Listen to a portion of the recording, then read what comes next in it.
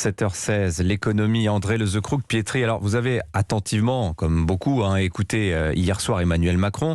Alors, il faut, dit-il, accepter de payer le prix de la paix, de la liberté, de la démocratie. Ça, ce sont les mots du président. Hasard du calendrier, il organise la semaine prochaine un sommet européen pour un nouveau modèle de croissance. C'est prévu depuis la prise, le début de la présidence française de l'Union européenne. Il veut bâtir, le chef de l'État, l'Europe puissance, celle qu'il appelle de ses voeux. Effectivement, Dimitri, ce sommet les 10 et 11 mars à Versailles aura, je cite, à décider sur le nouveau modèle économique de l'Europe.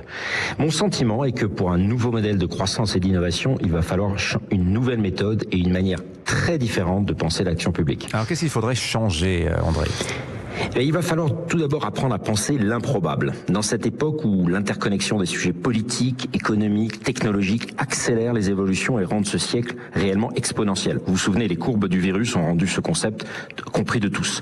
Or, nous sommes à la fois de plus en plus pris de court par le virus il y a 2 ans, par l'invasion de l'Ukraine voici une semaine. Alors oui, on réagit bien plus vite, bien plus fort, et c'est vraiment à saluer. Mais on a ce sentiment que nous ne sommes plus du tout en maîtrise du cours des choses. Il nous faut intégrer les voix dissonantes, parfois simplement écouter. Rappelez-vous, au sein de l'Europe, les pays baltes qui nous alertent depuis des années sur le caractère aventurier de Poutine, peine perdue. Et cette capacité de prospective, d'inventer des scénarios possibles pour l'avenir, est gravement absente à Paris, à Bruxelles, à Berlin, et on le paye cash. Plus que jamais, c'est d'abord ça qui nous protégera. Alors il faut se dessiller, je vous ai bien compris, mais ce nouveau modèle de croissance, sur quoi va-t-on le baser, André ? Alors, le président lui-même le dit lui-même, c'est essentiellement sur l'innovation. Or, aujourd'hui, notre retard en Europe là-dessus est patent. Ce sont les drones turcs qui permettent à l'Ukraine de contrer un peu l'avancée des blindés russes. C'est la constellation Starlink d'Elon Musk qui pourrait permettre à l'Ukraine de garder une connexion Internet s'il y a une attaque sur son réseau télécom. Il était d'ailleurs prévu de lancer nos derniers GPS européens Galileo et, comble, notre satellite militaire CSO-3 avec un lanceur Soyouz. Tout ça est gelé.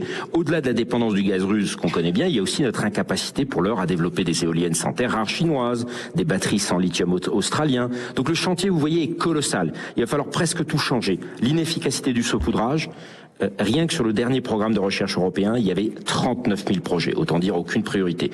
Il y a une bureaucratie qui décourage les meilleurs, une obsession de l'appel à projets qui, sous couvert d'égalitarisme, favorise les plus introduits, et il y a une sacro-sainte revue par les pairs des revues scientifiques qui en fait est toxique pour les vraies innovations de rupture. Et dans la défense, qui est l'autre chantier annoncé par le président, on reste à la redistribution des tâches et surtout des budgets, plutôt que viser l'excellence. Regardez ce qui se passe dans les chars, les drones ou l'avion de combat. Enfin, j'ai pas peur de prédire que le programme d'investissement du futur France 2030, aussi bon soit-il dans ses objectifs, va échouer si nous n'arrivons pas à l'extraire d'une espèce de comitologie interministérielle qui va lui couper les ailes. Et j'y reviendrai. Nos dépendances, la comitologie, comme vous dites, qui pourrait changer de méthode ? D'après vous? Alors, j'avoue que je suis aujourd'hui un peu inquiet car j'entends que ce sont les chefs d'État qui vont décider du nouveau modèle de croissance. Est-ce qu'on n'a pas appris de l'échec de la conférence pour l'avenir d'Europe qui n'a été suivie que par quelques dizaines de milliers d'Européens, que tout ce qui est un petit peu top-down, comme on dit en bon français, est perçu un peu comme une grosse ficelle démocratique? Est-ce qu'on ne voit pas que la guerre en Ukraine et le monde qui est en train de se construire devant nos yeux se décide dans la société tout entière qui se mobilise? Les modèles verticaux, à l'image de celle du président russe, appartiennent véritablement au passé. Donc c'est aux démocraties et notamment à l'Europe de montrer qu'elle est capable d'inventer un nouveau modèle qui est basé sur une intégration beaucoup plus forte de ses forces vives, une libération des énergies capable de toutes les innovations. Merci mon cher André. Allez, revenez en studio parce que la leçon c'était vraiment pas terrible. On fera mieux la prochaine fois.